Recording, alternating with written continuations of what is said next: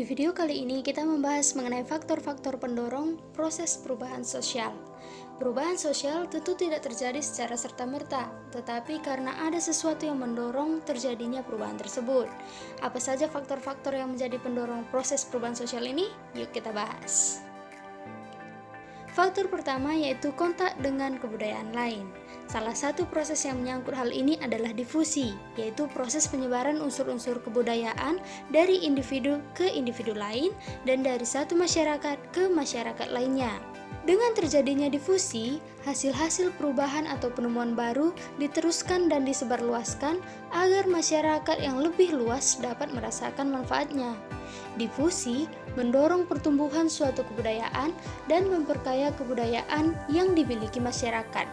Ada dua tipe difusi, yaitu difusi intramasyarakat dan difusi antar masyarakat. Difusi intramasyarakat merupakan penyebaran yang terjadi dalam masyarakat itu sendiri. Sebagai contoh, laptop rakitan dalam negeri dapat diterima melalui proses difusi intramasyarakat karena mempunyai kegunaan signifikan.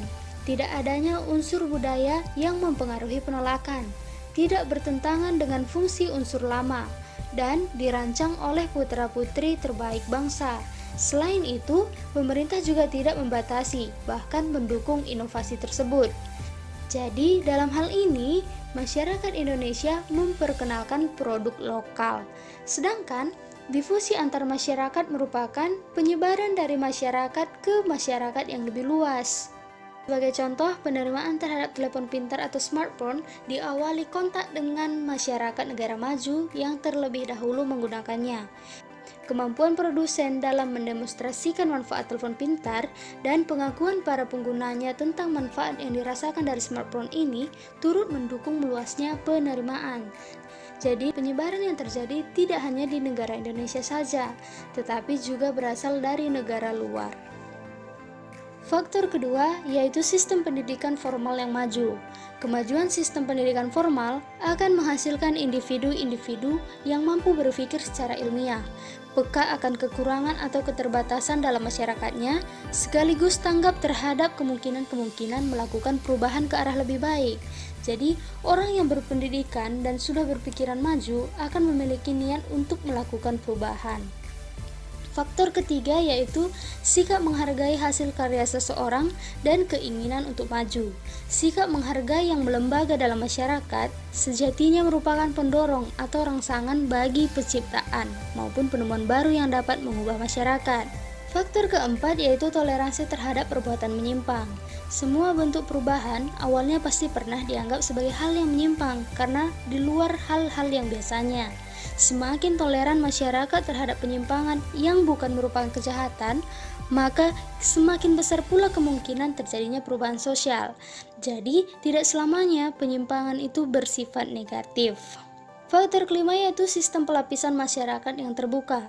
Dengan terbukanya kesempatan untuk memperbaiki status sosial, maka individu pun akan semakin termotivasi melakukan perubahan atas dasar kemampuan sendiri. Contoh, terbukanya kesempatan melakukan mobilitas akan memotivasi seorang pelajar untuk tekun belajar demi mengubah nasib. Faktor keenam yaitu ketidakpuasan masyarakat terhadap bidang kehidupan tertentu. Masyarakat yang puas adalah masyarakat yang sulit berubah. Sebaliknya, bila selalu ada ketidakpuasan, maka perubahan akan terus berlangsung untuk menghasilkan kemajuan dan perbaikan secara berkelanjutan. Salah satu sifat dasar manusia adalah tidak pernah puas. Sifat ini berguna untuk memunculkan perubahan. Tergantung ke arah mana perubahan yang dilakukan tersebut, apakah ke arah yang negatif atau ke arah yang positif. Faktor yang ketujuh adalah orientasi ke masa depan. Masyarakat dengan orientasi masa depan memiliki perencanaan jangka panjang untuk melakukan perubahan. Nah, perubahan yang dimaksud merupakan perubahan ke arah yang lebih baik. Orang-orang seperti ini tahu pasti apa yang akan dilakukannya. Hambatan dan rintangan hanya akan dianggap sebagai tantangan untuk mencapai hari esok yang lebih baik. Dan faktor terakhir yaitu penduduk yang heterogen. Heterogen artinya beragam. Indonesia merupakan penduduk yang heterogen. Heterogenitas yang tinggi mengandung potensi konflik yang besar.